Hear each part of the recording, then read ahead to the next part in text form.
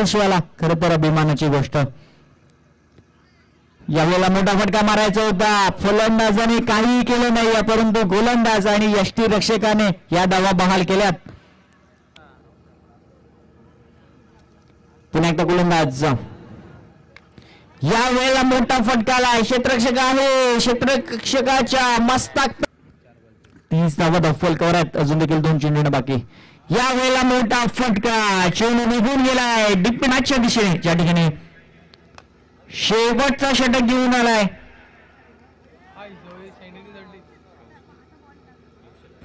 तर एखादा मोठा फटका येईल का, त्याच्या साथीला अभिषेक आलाय.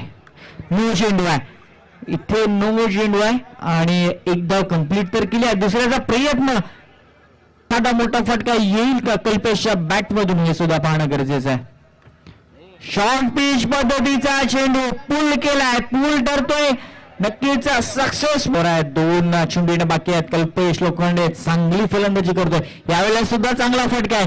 1 बाउन्स, चेंडू मात्र 5व्या षटकामध्ये थोडीशी महागडी गोलंदाजी सुद्धा करतोय. आता मात्र खराब क्षेत्ररक्षण झालंय. एक धाव कंप्लीट, दुसऱ्याचा प्रयत्न आणि